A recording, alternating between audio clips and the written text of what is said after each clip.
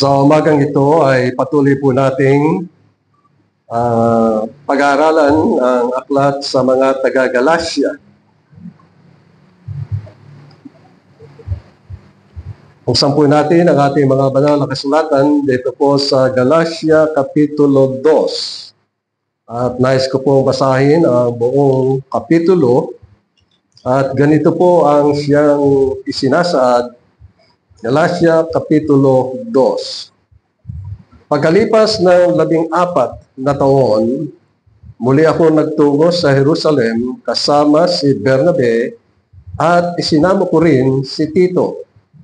Ngunit ako'y nagtungo dahil sa isang pahayag na isinaysay ko sa harapan nila ang ebanghelyo ng aking ipinapangaral sa mga Hintil, subalit palihim sa harapan ng mga kinikilala, pinuno.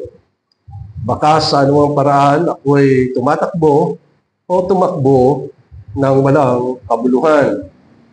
Subalit maging si Tito na kasama ko ay hindi pinilit na patuloy, bagaman isang Griego.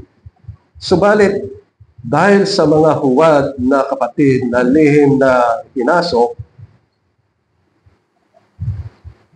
na pumasok upang tiktikan ang kalayaan na taglay namin kay Kristo Jesus upang kami halipinin. Sa kanila ay hindi kami sumuko upang magpasakop kahit isang saglit upang ang katotohanan ng Ebanghelyo ay manatili sa inyo. Subalit mula sa mga wari, mga kinikilalang pinuno, maging anuman sila, ay walang anuman sa akin. Ang Diyos ay hindi nagpapakita ng pagtatangi. Ang mga pinunong iyon ay hindi nagdadagdag ng anuman sa akin. Kundi nang makita nila sa akin, ay pinagkatiwala ang Ebanghelyo para sa mga hindi tuli. Kung paanong pinagkatiwala kay Pedro ang Ebanghelyo ng mga ng tuli, sapagkat ang gumawa sa pamagitan ni Pedro at sa pagka-apostol sa mga tuli ay siya ring gumawa sa akin ng pagka-apostol sa mga Hintil. At nang malaman nila ang biyayang sa akin ay pinagkaloob, ang mga kanang kamay ng pakikisama ay binigay sa akin at kay Bernabe, nina Santiago, Cephas at Juan, sila na tinuturing na mga haligi upang kami ay pumunta sa mga Hintil at sila'y para sa mga tuli. Ang kanila lamang hinihiling ay aming alalahanin ang mga dukha na siya namang aking pinananabikang gawin.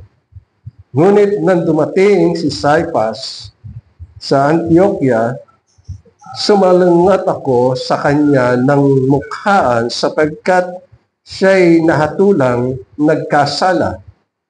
Bago dumating ang ilan mula kay Santiago, dati siyang nakikisalo sa mga Hintil. Ngunit nang sila'y dumating, siya'y umurong at hiniwalay dahil natatakot sa pangkat ng pagtutuli. At ang ibang mga Hudyo ay nakisama sa kanya sa ganitong pagkukunwari. Kaya maging si Bernabe ay natangay sa kanilang pagkukunwari. Ngunit nang makita ko na hindi sila lumalakad ng matuwid sa katotohanan ng Ebanghelyo, sinabi ko kay Cephas sa harapan ng nilang lahat, kung ikaw na Hudyo ay namumuhay gaya ng mga Hintil at di gaya ng mga Hudyo, bakit mo pinipilit ang mga Hintil na mamuhay na gaya ng mga Hudyo? Tayo mismo ay pinanganak ng mga Hudyo at hindi nga Hintil na makasalanan.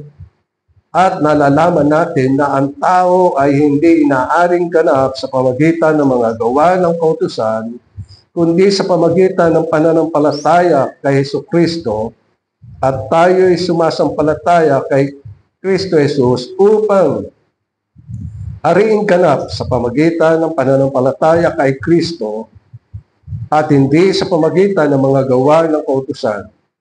Sapagkat sa pamagitan ng mga gawa ng kautusan ay hindi aariin ang sinumang laman.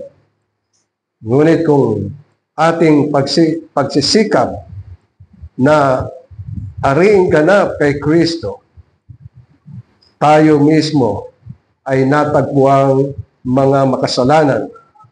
Si Kristo ba ay lingkod ng kasalanan? Huwag nawang mangyari. Kung ang mga bagay na aking sinira ay aking muling itayo, pinapatnubayan ko ang aking sarili na ako'y suwayin, sapagkat ako sa pamagitan ng kautusan ay namatay sa kautusan upang ako'y mabuhay sa Diyos. Ako'y itinakong kasama ni Kristo at hindi na ako ang nabubuhay, kundi si Kristo ang nabubuhay sa akin. At ang buhay na ikinabubuhay ko ngayon sa laman ay kinabubuhay ko sa pamagitan ng pananampalataya sa anak ng Diyos na sa akin ay nagmahal at nagbigay ng kanyang sarili dahil sa akin.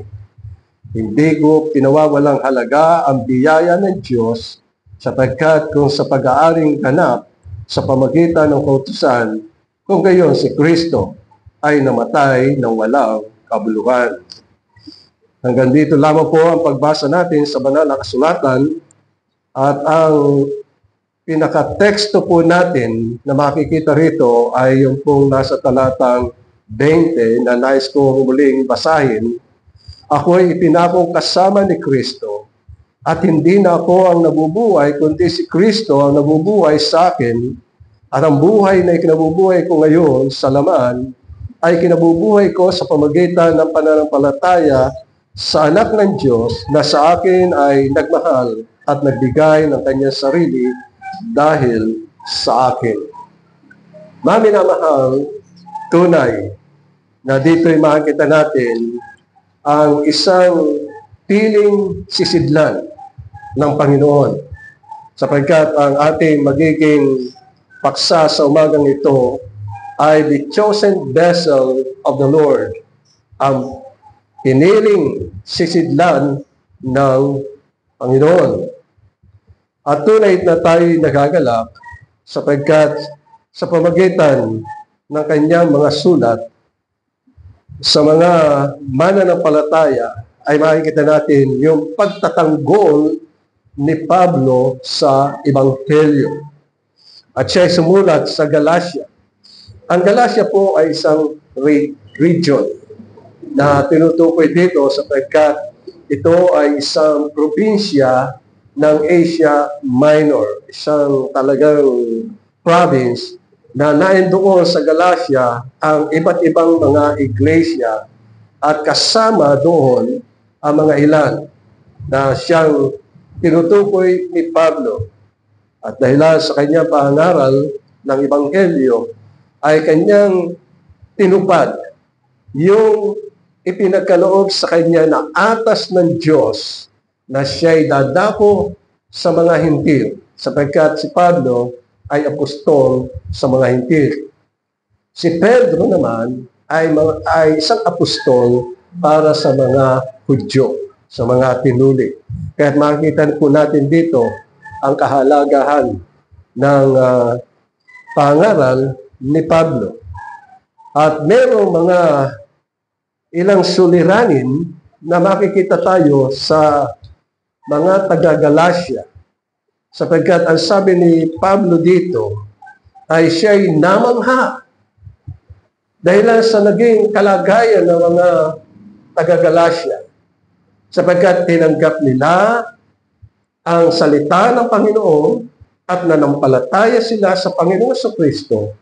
Ngunit dahil sa mayroong gumugulo sa kanila, tulad ng sinasabi sa talatang 7 ng Kapitulo 1, na ito ang siyang sinasabing ibang ebanghelyo. It's another gospel. binabaluktot. Sabi dito sa talatang 7, sabi niya,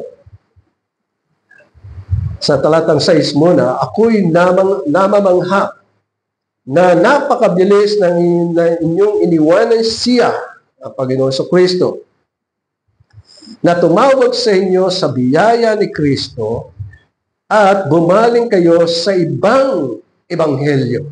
It's another gospel. At ang gospel na ito ay yung ibang ebanghelyo na itinuturo dito, na itinuturo tulad ng ating nabasa, na ang tao ay hindi maliligtas hanggat hindi siya tinutuli. Ang pagtutuli ay paglilinis. Nililinis.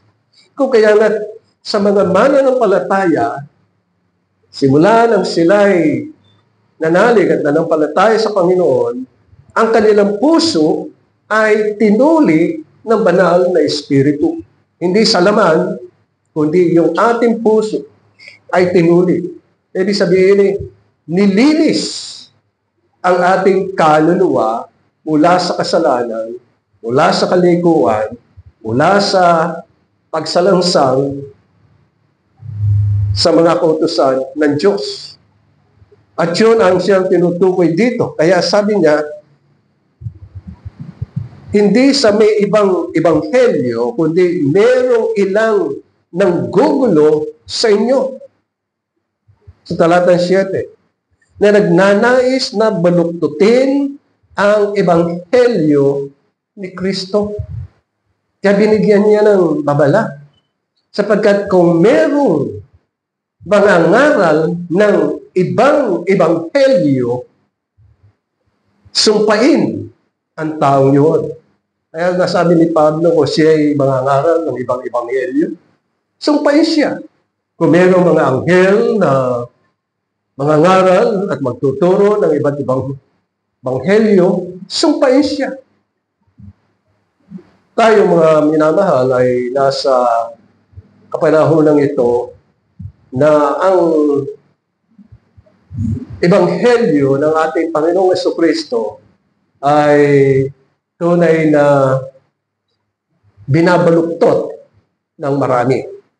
Kaya nga, ito'y bilang babala. Pati nga yung mga awitin ay binabaluktot. O kaya nga makikita natin dito ang mga kahalagahan. Pero sa binasa natin ay tunay na itinutuwid ni Pablo ang katuruan. Katunayan, kanya pang binigyan ng babala si Pedro na yung kanyang ginagawa ay salungat sa katotohanan, sa katwiran, at sa pananampalataya. Ito ang sinabi ni Pablo sa talatang 11. Ngunit dumating si Caiphas o si Pedro sa Antioquia. Sumalungat ako sa kanya ng mukhaan sapagkat siya'y nahatulang nagkasala. Ano ang pagkakamali dito ni Pedro? Ang pagkakamali niya, siya ay nakikikain. Asalo niya ang mga mananampalataya, ang mga hintil. At pag dumating ang mga Hudyo na mga bulaang propeta o guro, hinihiwalay siya sa mga hintil. At maging si Bernabe ay nadamay, nakasama ni Pablo. Kaya ano ang sinabi ni Pablo kay Pedro sa harapan ng lahat? Biro nyo, parehong apostol sila. Pero ang sabi niya, kung ikaw ay Hudyo, ay namumuhay gaya ng mga hintil, at di gaya ng mga Hudyo, bakit mo pinipilit ang mga hintil na mamuhay na gaya ng Hudyo? So magkaiba po yun. Sapagkat ang mga mananampalataya ay nananalig sa Panginoon. O kaya nga dito ay kinakailangang mabatid natin na ang buhay ni Pablo ay isang pamumuhay na binago ng Panginoon. Unang-una, alamin muna natin si Pablo. Yung tinatawag na pagkawasak na ginawa niya sa iglesia. Ang pangalawa ay yung pagbabago na nangyari kay Pablo. Dati ang pangalan niya ay Saulo, ngunit binago ng Panginoon at ang kanyang pangalan ay Pablo.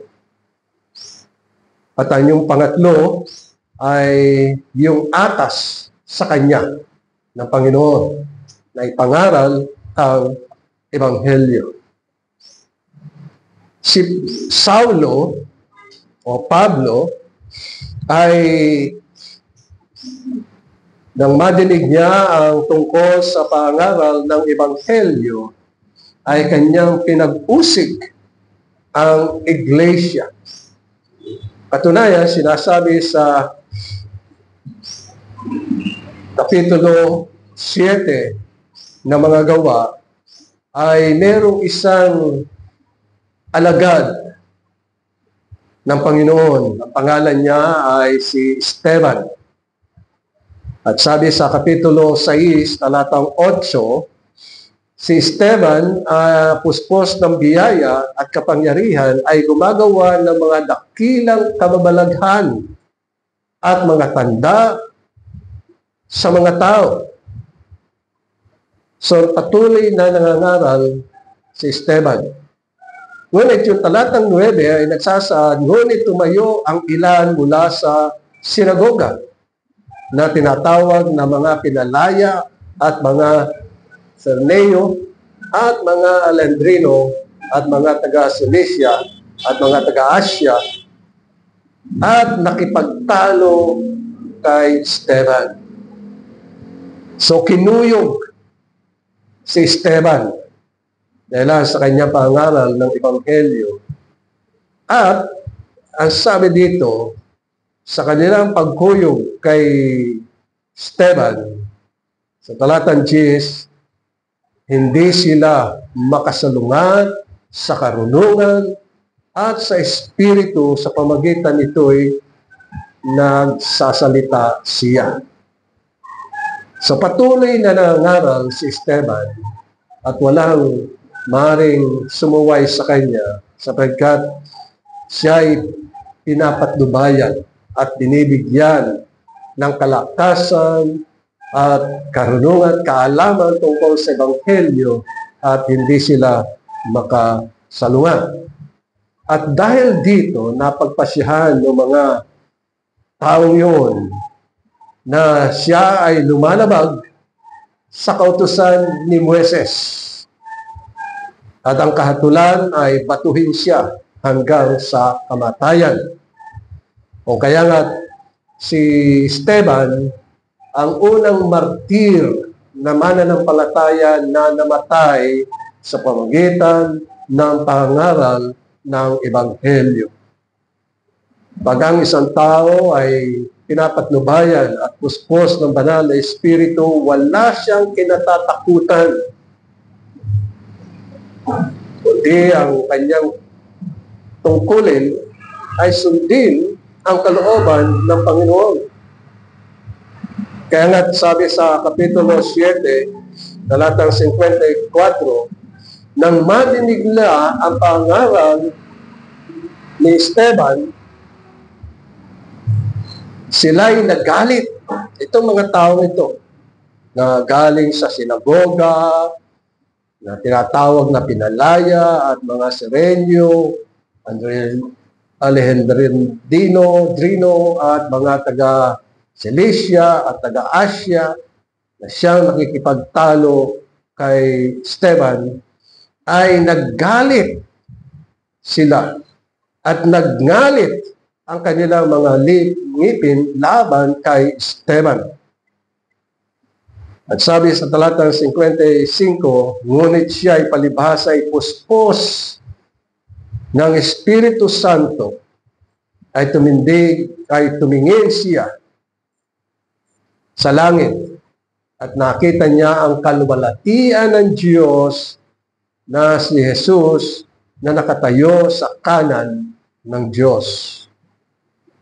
At sinabi niya, tingnan ninyo, nakikita kong bukas sa mga langit at ang anak ng tao na nakatindig sa kanan ng Diyos.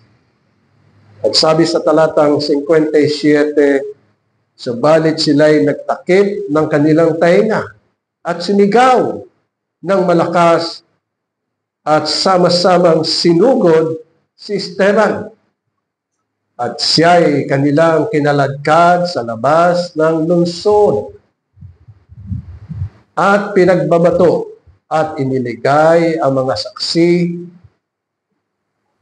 ang kanilang mga damit sa paanan ng isang binata na ang pangalan ay Saulo.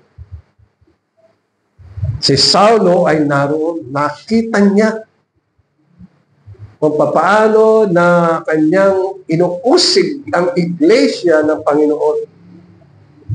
Kaya nga't habang binabato nila si Esteban ay nananalangin siya, Panginoong Jesus, tanggapin mo ang aking espiritu. At siya'y lumuhod at sumigaw ng malakas, Panginoon, huwag mo silang pananagutin sa kasalanan ito. At sinabi niya ito, at pagkatapos na sabihin niya ito, siya'y namatay. Yung sumunod na kapitulo ng mga gawa, si Saulo, kapitulo 8, talatang 1, ay sumang-ayon sa pagpatay sa kanya. Nang araw na yun, nagkaroon ng malawakang pag-uusig. Pero niya, malawakang pag-uusig. At ang umuusig ay mga kasamahan ni Saulo. Si Saulo ay isang Pariseo. At ginagampanan niya yung sinasabi ni Moises. Hindi niya alam ang tungkol sa Ebanghelyo ng ating Panginoong Jesucristo. At yung malawakang pag-uusig na ginagawa niya ay laban sa iglesia na nasa Jerusalem. Kaya ang lahat ay nagkahiwa-hiwalay sa buong lupain ng Judea at Samaria, maliban sa mga apostol. So yung mga mananampalataya, dahilan sa matinding pag-uusig, sila'y nagpunta sa iba't ibang bayan. Doon sila nanirahan. Iniwasan nila ang pag-uusig. Ngunit may layunin ang Diyos pag dumating ang pag-uusig sa kanila. Ang nais ng Panginoon, huwag manatili ang kanilang patutuo doon lamang sa Jerusalem, kundi kinakailangan sila'y dumako sa ibang lugar upang maipahayag ang Ebanghelyo. Yun ang sinasabi na komisyon ng ating Panginoon, yung atas na kayo'y dumako sa Judea, sa Samaria, sa ibang dako at ipangaral ang Ebanghelyo. Yun ang layunin. Kaya ito ang nangyari na sinasabi sa Kapitulo 8, talatang 1, na nagkahiwa-hiwalay sa buong lupain ng Judea at Samaria at nangaral sila doon sa kanilang pinuntahang mga lungsod at mga kanugnog na lugar. At sa talatang 2 ay sinasabi na inilibing si Esteban at ang mga taong masipag sa kabanalan at sila'y tumangis ng malakas dahil sa kanya. Nakita nila ang kapangyarihan ng Ebanghelyo ng ating Panginoong Jesucristo. Ngunit si Pablo, patuloy niyang winawasak ang iglesia sa pamamagitan ng pagpasok sa mga bahay-bahay. Kinakaladkad ang mga lalaki at mga babae at sila'y pinapasok sa bilangguan. Biro niyo ginawa niyang pagwasak at pag-uusig sa iglesia. Ngunit Hindi lamang doon nagtatapos sapagkat sabi sa banal na kasulatan, ninais niyang pumunta sa Damascus. At bago siya dumaan sa Damascus, hiningi siya ng kasulatan sa mataas na pare. Bigyan siya ng otoridad, kapamahalaan, na usigin niya ang iglesia ng Panginoon. Kaya nga yung otoridad na yun na binigay kay Pablo ang siyang magwawasak sa iglesia ng ating Panginoong Jesucristo. Ngunit, dahilan sa kanyang ginagawa, na magitan ang Panginoon. Sabi sa Kapitulo 9, talatang 1, samantala si Saulo na may masidhing pagbabanta ng kamatayan laban sa mga alagad ng ating Panginoong Jesucristo ay pumunta sa pinakapunong pari. At doon ay humingi siya ng kasulatan upang mula roon, kung sino man ang matatagpuan niya na mananampalataya ay kanyang uusigin. At dadalhin sila nakagapos sa Jerusalem. Ngunit ang Panginoon ay namagitan. Sapagkat nung siya'y nasa daan ng Damascus, narito ang malaking pagbabago sa buhay ni Pablo. Sapagkat ang sabi dito sa mga Gawa, Kapitulo 9, talatang 3, sa kanyang paglalakbay, dumating siya nung nalapit sa Damascus. At biglang kumislap ang palibot niya ang isang liwanag mula sa langit. At dahilan doon, bumaksak si Pablo sa lupa. At narinig niya ang isang tinig na nagsasabi sa kanya, Saulo, Saulo, bakit mo ako inuusig? Biro nyo, ang inuusig ni Pablo ay ang iglesia at ang ebanghelyo. Pero sa kabuuan, ang inuusig ni Saulo ay ang Panginoon sapagkat ang iglesia ay kanyang katawan at ang Panginoon ang siyang ulo. Kaya nga sumagot si Pablo nang madinig niya ang tinig ng Panginoon. Sabi niya, sino ka, Panginoon? At siya'y sumagot. At ang tinig ay nagsasaad, ako si Jesus na inyong inuusig. Mahirap na ikaw ay sumipa sa matulis na bagay. Alam nyo, sa banal na kasulatan, kuminsan, ay may mga bagay na hindi sinasama sa translation. Biro nyo yung portion na ito sa verse 9. Ang sabi sa wikang English ay, and he said, who art thou, Lord? And the Lord said, I am Jesus whom thou persecutest. It is hard, yung portion na yun, it is hard for thee to kick against the brick. So, sinasabi dito, mahirap na ikaw ay sumipa sa matulis na bagay. Kaya sabi ng Panginoon sa kanya, tumindig ka at pumasok sa lungsod at sasabihin mo sa iyo ang dapat mong gawin. At makikita natin, mga minamahal, yung sinabi ng Panginoon kay Ananias. Ang sabi niya sa talatang 13 ng Kapitulo 9 ng mga Gawa, napagkat inutusan si Ananias. Pero si Ananias ay nagsaad, Panginoon, nabalitaan ko mula sa marami ang tungkol sa lalaking ito na si Saulo, o gaano katindi ang kasamang ginawa niya sa iyong mga banal sa Jerusalem. So nabalitaan na. Ito si Ananias ay nasa Damascus. Inuusig ni Pablo.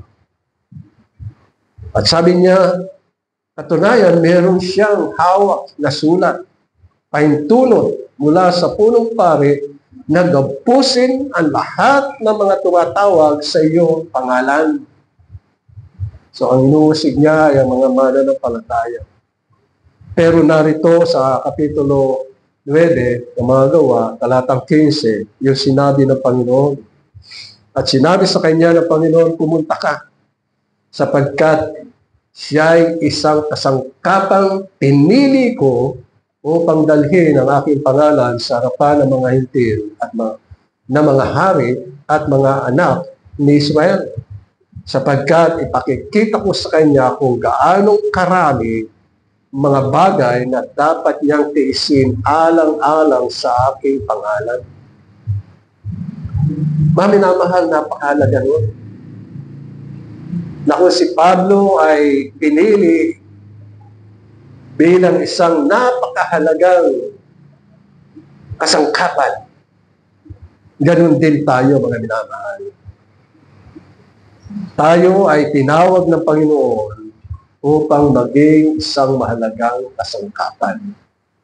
At ang kasangkapang yun ay upang mamuhay tayo ng karapat-dapat sa harapan ng Panginoon.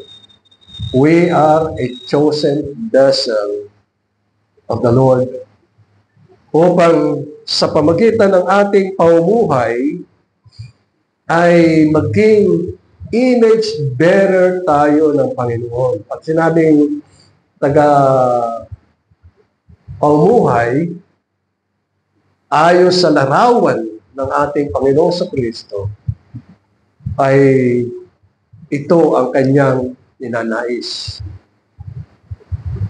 Tayo'y maging isang kasangkapan, a vessel. Alam niyo, sa isang tahanan, maraming sisidlan. Merong sisidlan na lagi mong nakikita. Yung mga base na nakalagay sa mga mesa, na doon ay pagpasok mo lamang sa mga, bago ka palang pumasok, may mga tahanan na sa harapan ay may mga sisidlan.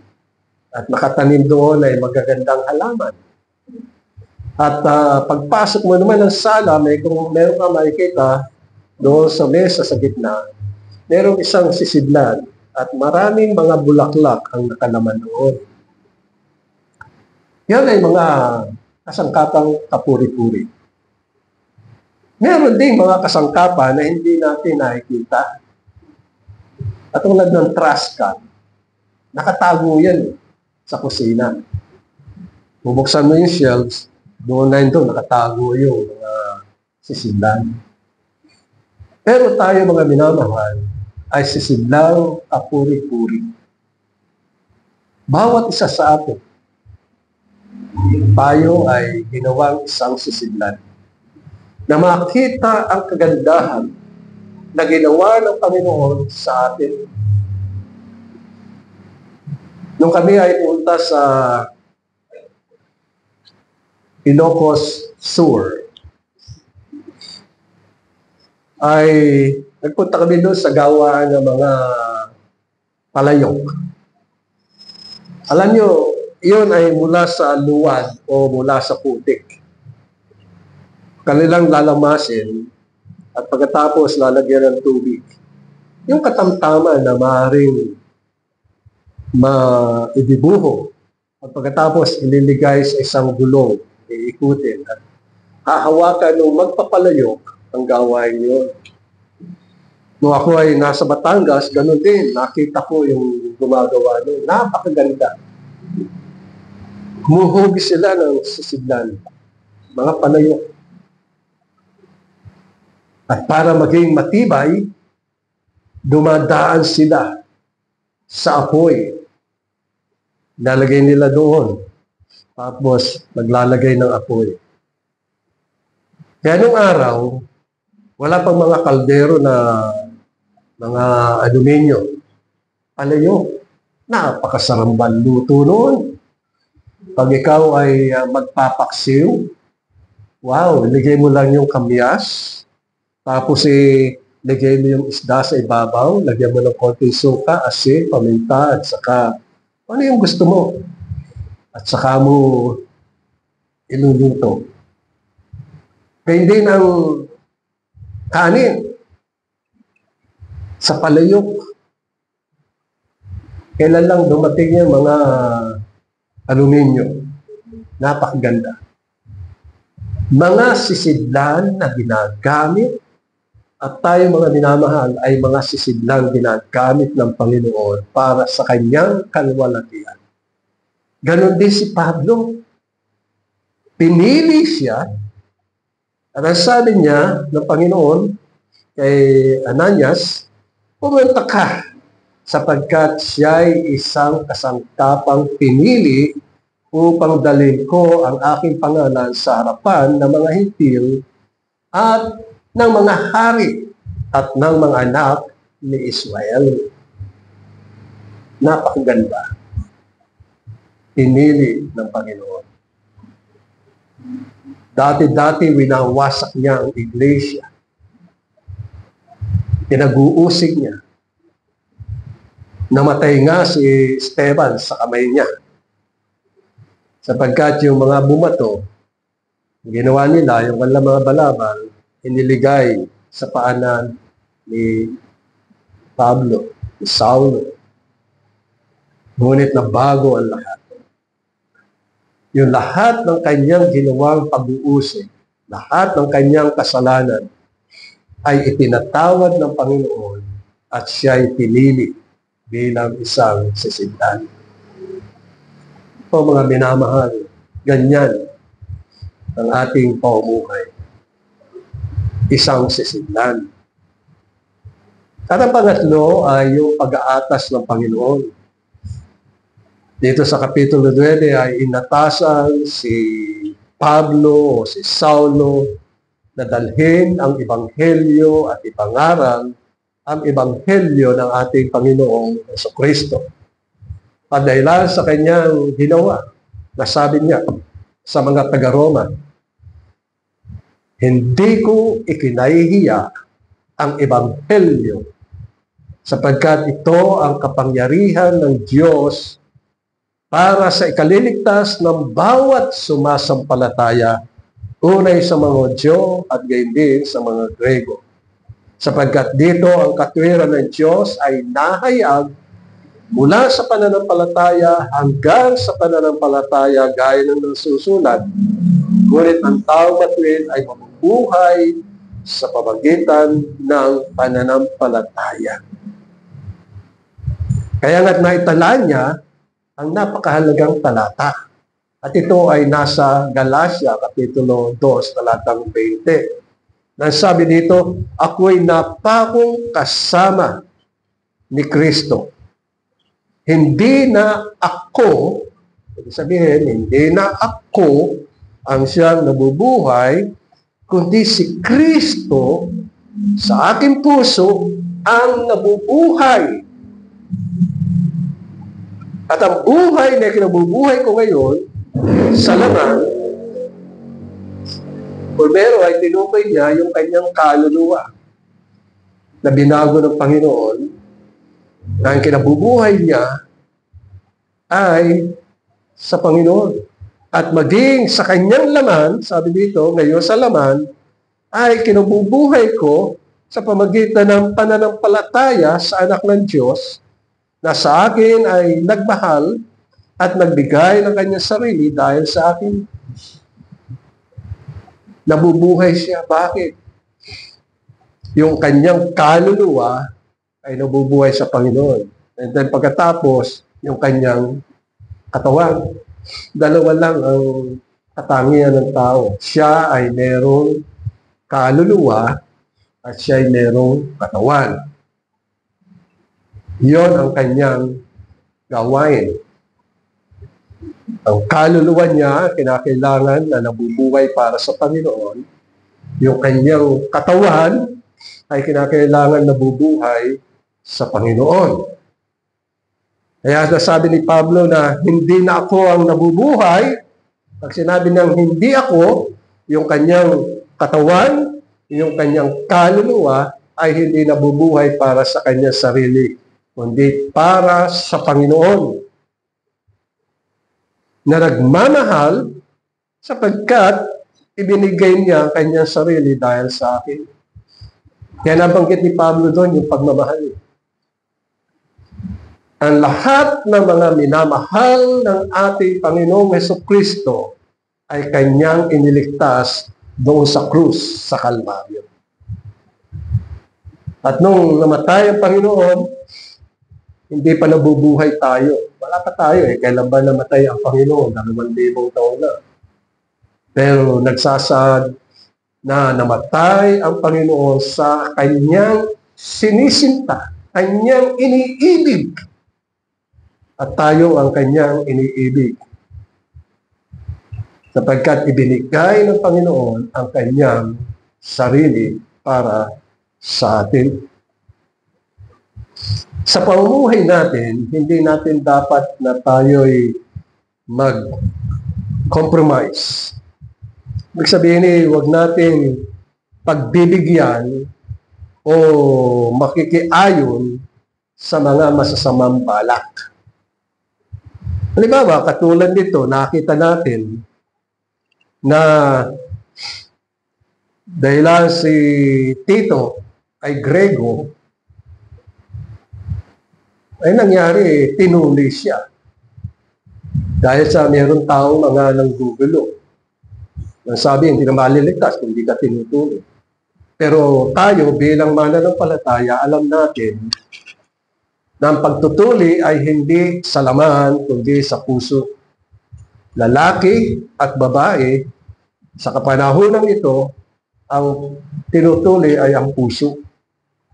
Ibig sabihin ng pagtutuli ay paglilinis. Kaya ito isang bagay na sinasabi, huwag kang makikompromiso. Don't be compromised. Huwag kang ayon sa mga masasama, sa masasamang balak, masasamang gawa, at maging mga salita. Biro nyo, ang social media, punong-puno ng mga paglalait at mga bagay. Huwag tayong sasama sa mga ganon. Tayo ay mga mananampalataya. Kaya nga, minsan, may nakita kong isang drama sa social media. Miniting niya yung kanyang mga director. Kung ano-ano ang sinasabi doon sa isang babae at binubuli yung babae niyo. Pero sabi ng presidente, ako ko yan eh. Nagulat ang lahat. Bago umalis, sabi ng direktor, itikom na nyo ang inyong bibig sa mga bagay na masasama. Kasi binubuli. Tayo, mga minamahal, huwag tayong mambubuli. Itikom natin ang ating bibig. Sapagkat hindi tayo tinawag ng Panginoon para mambuli, kundi mabuhay para kay Kristo. Ito ang mga bagay na siyang tinutukoy. O kaya nga, nakita natin yung mga review. Tinutukoy dito na huwag tayong maging katulad sa nangyari kay Pedro na kung ikaw lamang ang Kristiyano, pag meron dumating na medyo sikat, makikiskat ka na rin. Hindi ganoon. Manindigan tayo doon sa talatang 20. ng Kapitulo 2 ng Galacia. Ako'y kasamang napako ni Kristo. Hindi na ako ang siyang nabubuhay, kundi si Kristo ang nabubuhay sa akin, sa kaluluwa at sa laman. Yan ang sinabi dito. At ang buhay na ikinabubuhay ko ngayon sa laman ay kinabubuhay ko sa pamagitan ng pananampalataya sa anak ng Diyos na sa akin ay nagmahal. Labis ang pagmamahal ng Panginoon sa atin sapagkat kinusa niya na siya'y mamatay para sa atin. Minahal niya tayo. At dito'y tinutukoy na nagmahal at nagbigay ng kanyang sarili para sa akin. Ibinigay ng Diyos sa pamagitan ng ating Panginoong sa Kristo ang kanyang sarili para sa atin. Yung kamatayan ng ating Panginoon sa Kristo ay pagpapahayag ng dakilang pag-ibig ng Diyos sa atin na hindi natin kayang sukatin ang pag-ibig ng Diyos. Susukatin mo yung kataasan, susukatin mo yung kalaliman, susukatin mo yung kahabaan at kakitiran, hindi natin kaya sapagkat napakalawak ng pag-ibig ng Diyos. At dahil sa pag-ibig ng Diyos, sinugo niya ang kanyang buktong anak para sa atin upang tayo'y maging isang sisidlan para sa Kanya. Amen. Maraming salamat o aming Diyos at aming Ama sa iyong mga salita. Ito po ay iyong pagpalain sa amin sa matamis sa pangalan ni Jesus. Amen.